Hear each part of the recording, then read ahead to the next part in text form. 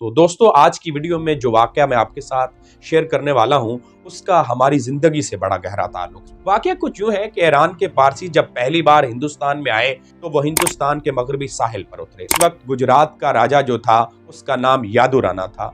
यादू राना से पारसियों का पेशवा मुलाकात के लिए गया तो उसने कहा कि आप इस रियासत में हमें रहने की इजाजत दे दें। जब यादू राना ने पारसी पेशवा की बात सुनी तो उसने कोई जवाब नहीं दिया, बल्कि यूं किया, गिलास जो कि दूध से भरा हुआ था उसकी जानिब कर दिया। जब पेशवा ने दूध से भरे हुए गिलास को देखा तो उसने भी लफ्ज कोई इस्तेमाल नहीं किया, बल्कि ये किया कि उसने उस भरे हुए दूध के गिलास में एक चम्मच शक्कर डालकर उसे बादशाह की तरफ लौटा दिया। इसका मतलब ये था कि हम आपके दूध पर कब्जा करने नहीं आए, बल्कि हम आपके दूध को मिठास से भर देंगे, आपके दूध को शरीनी से भर देंगे।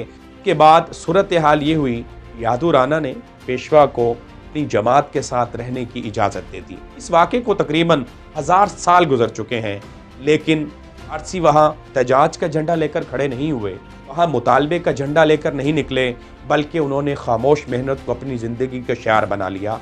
आज पारसी कौम जो कि हिंदुस्तान में मौजूद है, हर शोबा है ज़िंदगी में कामयाबी के झंडे गाड़ रही है। तालीम के शोबे में, तजारत के शोबे में, हर हवाले से पारसियों ने इस सरजमीन को कामयाबी की सरहदों के पार ले गया, उसे कामयाबी की तरफ ले गया। नाजरीन, उन्होंने क्योंकि गिवर ग्रुप वाला अंदाज अपनाया, लोगों को देने वाला अंदाज अपनाया, ना कि टेकर ग्रुप वाला अंदाज अपनाया। दोस्तों, इस वाक़े में हमारे लिए एक सबक है कि जो देने वाला है उसको ही अता किया जाता है, जो किसी को सुख देता है उसको जवाबन सुख मिलता है, जो किसी को इज्जत से हमकिनार करता है परवरदिगार उसके भी इज्जत से हमकिनार करता है। नफ़ा पहुंचाने वाले को नफ़ा मिलता है और नुकसान पहुंचाने वाले को नुकसान का सामना करना पड़ता है।